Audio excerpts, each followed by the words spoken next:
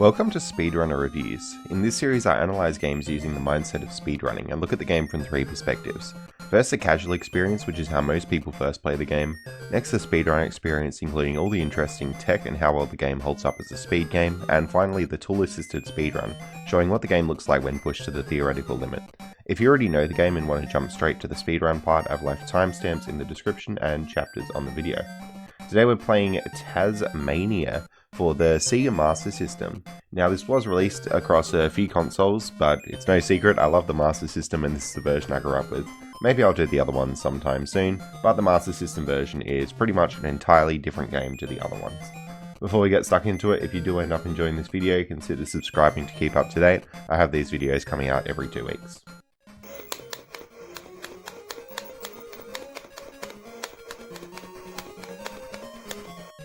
Alrighty, let's talk about the game itself. So this game was probably one of the first video games I ever really saw. We had the Sega Master System growing up, and we had Sonic the Hedgehog and this game as two of our absolute favourites.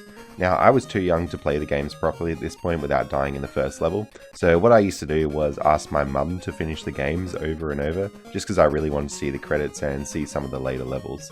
So she played this game and finished it quite a few times on my behalf.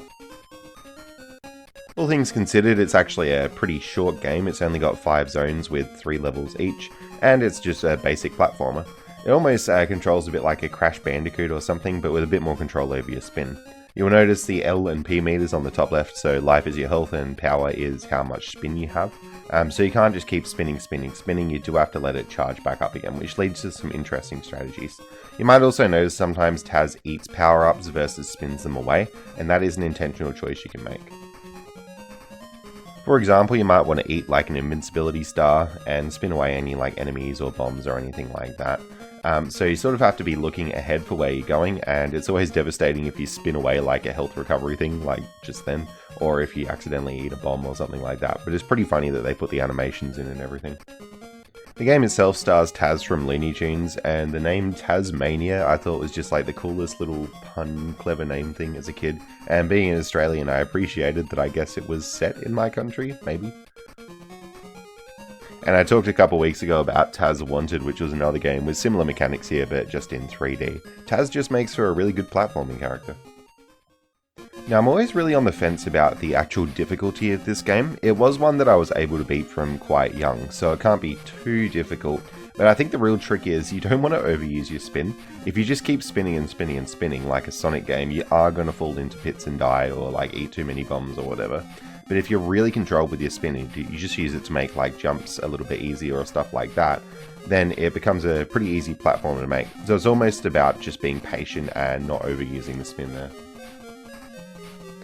That being said, a level like this has lots of like pits with the lava and also lots of blind jumps. You have to sort of jump down without really knowing what's underneath you in a lot of situations here. Now the worst level for making these leap of faith jumps is the last zone of the game here. There's so many jumps here that you have to make and you just can't see what's underneath you, and also this level has a whole bunch of invisible pits. I always thought those little blocks looked like Wario blocks as well because they got W's on them. I don't know why I thought that as a kid. And speaking of leap of faith jumps, they have this part where you also have to intentionally do it as well. If you get the wrong path there, you fall down and die. Pretty cheeky actually. But I think once you realise you can use the spin to really go a lot further on your jumps, this game becomes a lot easier. If you try and make these jumps normally, you're just barely going to make any ones that you actually have to.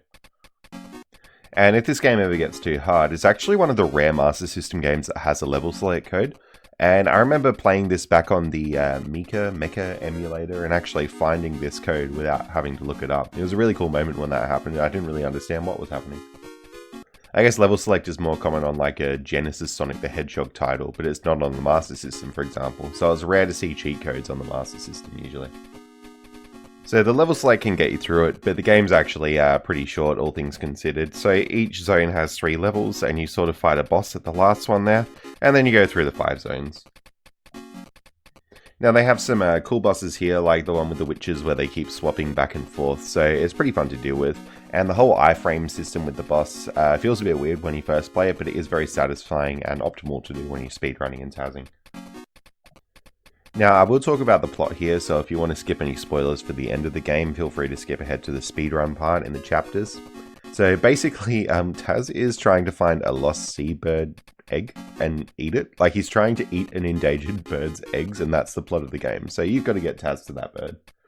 So you do find the bird eventually, and it's pretty brutal, yeah. You take down the bird at the end of the game and everything. Now eventually you do defeat the bird and get to the egg, but rather than eating the egg, it hatches and thinks that Taz is the bird's mum. Kind of a funny ending. And hey, Tazmania did it before Metroid. And I guess for the sake of traumatizing the kids playing this game, I am glad that they didn't go through with Taz eating the eggs as the final bit of the story. One other small thing I'll mention is the sunset here in the credits is just so sick. Maybe this is why I like seeing it so much as a kid, but I really like the aesthetic here. In fact, the Tazmania ending always reminds me of the ending to Dragon, the Bruce Lee story. Similar vibe, just the kung fu in the sunset. I love this style of credit screen. So if you want a nice switch your brain off, have a good time kind of platformer, definitely give this one a go. Probably be an investment of like an hour or two if you're pretty used to platformers here, and it'll be worth the time. I have played the Genesis version as well and can somewhat recommend it, although I think the Master System version is a bit better. Obviously I'm quite biased there, but if you played the Genesis version, be aware this one's pretty different, so it'll be worth your time as well.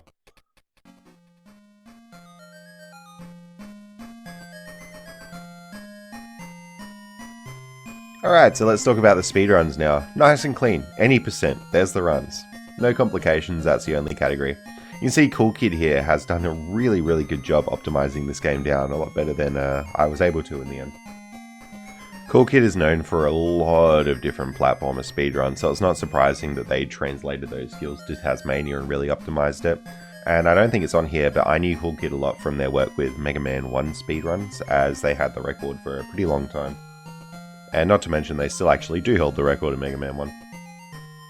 And one cool thing about this game is last year there was something called the Master 8 race that was on, and we had Tazmania in that race. So there's a few different people that were running it, and we all sort of grinded down the times and had a grand old time with the game. So although the leaderboard looks like there's 7 people on it, I think there were a few people that competed in the Master 8 race but hadn't submitted their times here. So that could be expanded a little bit. However, still, none of us were able to get close to Cool Kid, which is the run we're going to be looking at today. Now, when we get into Cool Kid's run, the one thing you're going to notice right away is sort of mashing the spin button. Now, this isn't necessarily faster than holding the spin button, but I suspect one of the main reasons Cool Kid wants to do this is because that way they have their spin meter in like a consistent spot. So when I was running this game, I was like, spin, stop, spin, stop, spin, stop. When you do that, it's very easy to like have you stopping the spin for a little while and then wasting that time that you could be spinning, not spinning.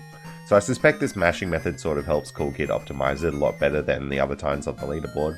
This is also partially what put me off running this game since I'm notoriously bad at mashing. But as a general rule, this strategy helps Cool Kid never not have spin on their spin charge meter, because if you come across enemies and stuff, you want to be able to spin them away, you want to still have spins to do, and also when you make a jump, you want to still have spin to help extend the distance of your jump, so this helps a lot. Now, I'll talk a bit more about this in the Taz section for really optimizing spins, but you will notice Cool Kid walking down slopes, but when it's an upslope, jumping up the slopes. And this game does actually speed you up when you're going down slopes and slow you down when you're walking up slopes, and that's why they're jumping up the slopes there. And if you were to jump over a downhill slope, then you're really losing potential speed that you could be getting by running down that slope. Cool Kid comes into the boss here, and as you can see, the iframes are pretty consistent. So there's no visual indicator, but basically you just spin into the boss here, and the boss will get hit whenever it gets hit, and you can basically just sit inside its hitbox ready to hit it. Now, I'm not entirely sure if Cool Kid is doing this intentionally, but you will notice them take a hit in a lot of the levels, and you can basically just achieve that by not spinning into an enemy one time. You'll also notice the hit does slow Taz down, but it's faster overall, and you'll see why when we get to the end of the level here. Pretty much you do just get a bonus for how much health you have left at the end of the level, and if you have full health, that bonus is quite big, whereas if you have lower health, the bonus is smaller. In general, just taking one hit is really good, but doing more than that doesn't necessarily save much more time. In fact, I think it's often slower due to the slowdown you get from hitting the enemy. But that difference between full health and a little bit less than full health is pretty huge, so that's why taking one hit usually is pretty good. You can also take this concept to the extreme in bosses, because you can just sit inside a boss hitbox here and keep taking damage while you're waiting for the boss's iframes to run out. And here, when you finish the boss fight, you're going to have a very low health ticker score thing to count down, saving a bit of time there. And another small optimization: when you kill a boss, go to the left side of the screen, because Taz is going to jump off the left side of the screen, and it's quicker to be closer to the left side of the screen when you do that. We have the caverns level up next, and honestly, this is one of the more annoying levels to do in the speedrun. There's so many bottomless pits and stuff, and lots of blind jumps again. You'll notice basically Cool Kid saving a lot of their spins for when they're jumping, and that's just going to help you get across gaps a lot easier there. Not really worth spinning on the platforms there. This section is always brutal with the fireballs, and you really want to know, if you get hit, how you're going to come out of that, because Taz's velocity after he gets hit is kind of unpredictable, unless you're really familiar with the game. Part 2 of the caverns is kind of a cool concept for a level. It's like a climbing level rather than a lefty-righty level, and you can skip a lot of these jumps by just jumping up the platforms using spins and not really taking the intended path through them, so it goes a little bit quicker because of that. Next up we got Ruins, and it has this really cool spin jump right at the start coming up in a second. So there's that one there, but then there's also this one here. And next up we have the only clip really used in this run at all, and it saves 1 or 2 seconds, but it's just there. You spin into the wall and you sort of get through with the ledge hanging over there, and it just saves that a little bit of time. I find it really cool that they have clips in this game, but I guess it's nice that they're not super duper overused. I guess if you're walking left to right, there's usually not that much use in clipping into things. Next up we have this boss here, and you'll notice them basically just hovering over one of the witches at a time and getting in 3 hits. And if you do this, you'll just get through both the witches fairly quickly. I want to note this in particular because the Taz has a slightly faster strategy for this boss, which I'll talk about after. We then have the last level with the warrior blocks and the leap of faith jumps here. It's funny, widescreen helps with platformers like Sonic and stuff, but I feel like you almost need tool screen for Taz rather than widescreen. I guess maybe they could have taken the path like Sonic and allowed you to move the screen up and down by holding up and down, but maybe not for a game this old. The last part of the level has a pretty cool skip here where you just spin jump across there. There's lots of those all over the game here, but you can see really just the leap of faith jumps taking an absolute ramp up in this level. And the platforms that you have to land on are so skinny that you really need to know what you're doing. I suspect there may be some setups with clouds and stuff that you could use, but realistically there's not a lot of distinctive features in this level to help you line up your jumps. And the jump right at the end of the level coming up here is one of the absolute worst, so Cool Kids basically just jumped over that whole lot to avoid it. The bird fight's not too bad, you just basically monitor the iframes and hit it as soon as possible, and that ties out the run. Really impressive effort from Cool Kid here. And if you want to pick up this game RTA, I would recommend it. It's actually a really fun time, pretty short and pretty easy to grind your time down.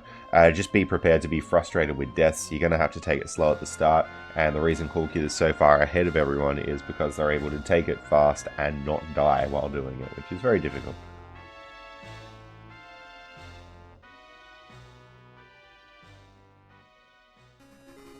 Now we're going to move to talking about the Taz of this game. Taz, kind of funny.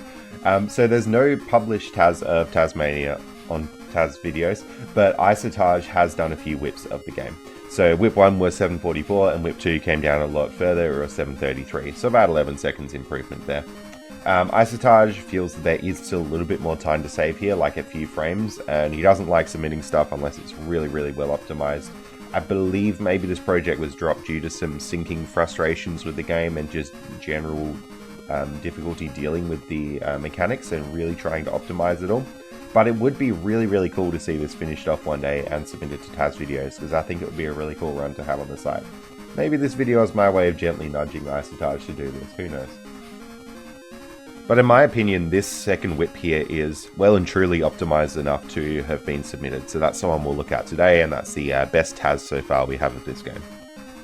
One thing I'll mention before we talk about the Taz itself is that Isotage made a really cool script talk module for this game. He's done it for a few 2D games, but basically he's got the option where you can drag around enemies with your mouse and just move them and place them in real time. There's so much cool stuff you can do with Lure and BizHawk, and I'd recommend trying script talk if you're interested in this kind of thing.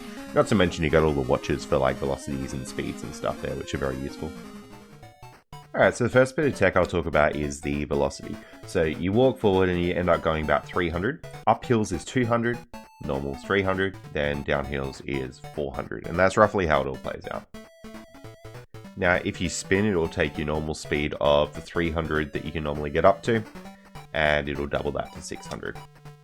If you're spinning uphill, normally uphill is about 200, it'll double it, well, not double it quite, but up to 500. And then here 600 if you go normal, and downhill 400 goes up to 700. So pretty much what the spin does is it adds on an extra 300 to whatever you're normally going. So if we want to take it from here, normally you'd be at 300, add on 300 to 600. Normally uphill would be 200, you add on 300 to get to 500. And then so on and so forth. Downhill would normally be 400, you add on 300 to get to 700. Now, I actually watched Isotage making a lot of this Taz, and it taught me some really fundamental concepts of Tazzing. That's mainly to do with hills and boosting.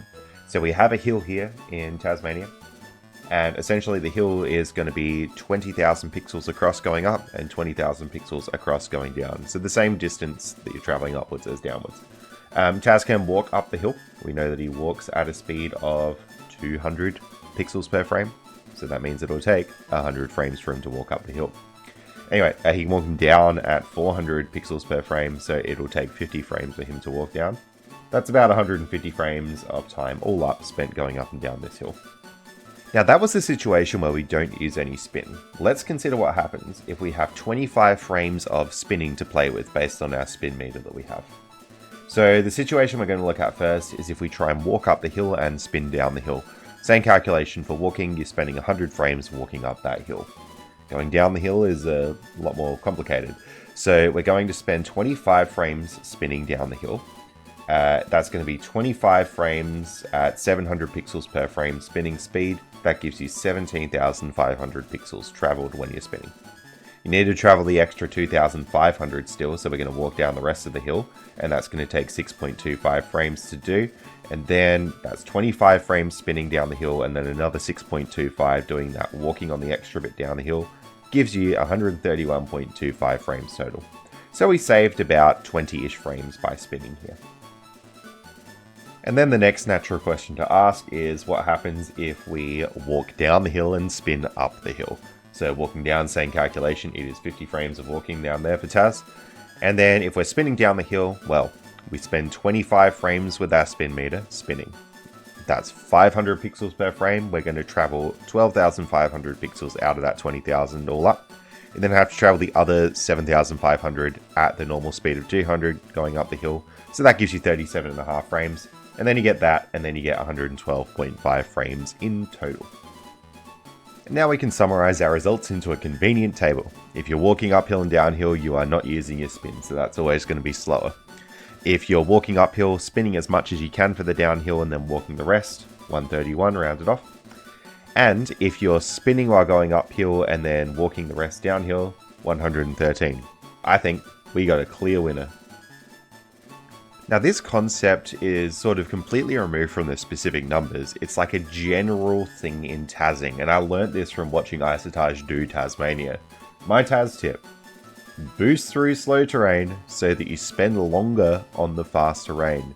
Less time on the nasty uphill section, more time on the lovely downhill section. Use that if you're ever making a Taz. It'll save you a lot of time.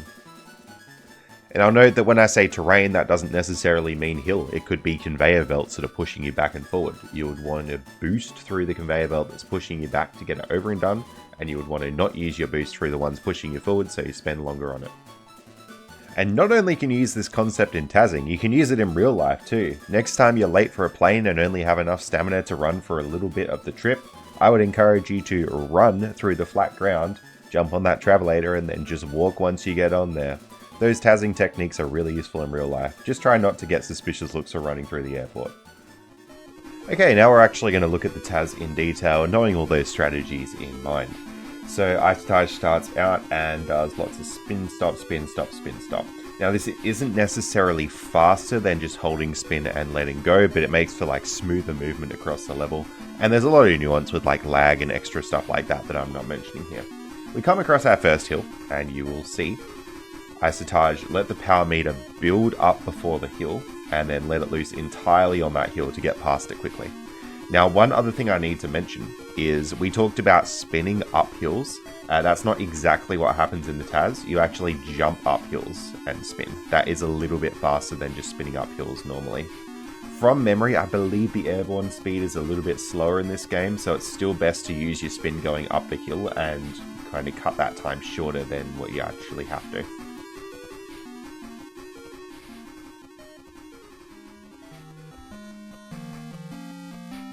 Coming up next, we'll see a downhill section. Isotage basically lets go of spin and uses a lot of walking downhill, and that's able to charge up the power meter and sort of extend out the walking down the hill time, which is very, very useful here. You can see trying to stay airborne as low as possible, so I'm fairly sure that walking speed is going to be faster here. So if we actually speed it back up to full speed, it looks very smooth. You'll also notice in a second Isotage will take some damage off an enemy. This is purely just to reduce that time on the end of level countdown. It's coming up just there, and it's the quickest place that he's able to take damage there. Just a little small optimization as well, just using up all of the spin right as the level ends. There's obvious to do in a Taz because you don't want any spin left over that you could have used, but a lot harder to actually pull off an RTA, that one. We come across the first boss here, and you can see the strategy, taking damage whenever the boss is just waiting to be hit still, and then hitting it as soon as possible, going to the left side of the screen here as much as possible before the end, and then finishing it off. Now, I won't have too much specific to say about more of the other levels apart from the general strategies we talked about, but I really do want to mention that Isotage is doing a lot of trial and error to find out the best place to spin, testing lots of possibilities, and also reducing lag as much as possible. So there's a lot that goes into this. Now, usually getting health is good in this game, but Isotage is going to be spinning away any health or invincibility or anything like that, as they do in RTA, because actually grabbing the health and eating it is quite a slow animation, not to mention it would make your life bar higher, which means you wouldn't be able to skip some of that damage countdown stuff that they do at the end there. We have some climbing action in the cavern here, and it is very, very smooth, able to take the jumps quite tightly and turn around. This, just due to the technical nuance of it, would be one spot where Taz saves quite a bit of time over RTA. Now, we'll mention that Isotage does go for and get the clip here. It's a lot faster than what you can do in RTA, just because Taz is going to get it first try naturally with all the precision involved in that. And it only saves a couple seconds, but it's cool to see that it makes it in the run. Now, next up, I want to mention this boss fight. So RTA hits the same witch a few different times in a row. It gets 3 times in one cycle, but Taz here gets, I think it's 6 times in each cycle there. So it's a lot faster than doing the witches one at a time, and there's a bit of precision moving back and forth there to deal with it. I do suspect that witches thing might be able to be integrated into RTA, so that's a potential where you might save time over the record. It's just a bit hard to pull off. And then not too much to say about this last zone, it's basically those same techniques over again. So this Taz, I really do one day want to see it finished off, but I know Isotage wants to save a few more frames before submitting it. Maybe it'll happen eventually. But a big shout outs to ISO for giving me the button file so that I can have all the watches on screen here and talking me through some of the tech used in this Taz. I definitely recommend checking out this game. It is a really fun time and it won't eat up too much of your time. That's going to be all for this video, and thanks so much for watching.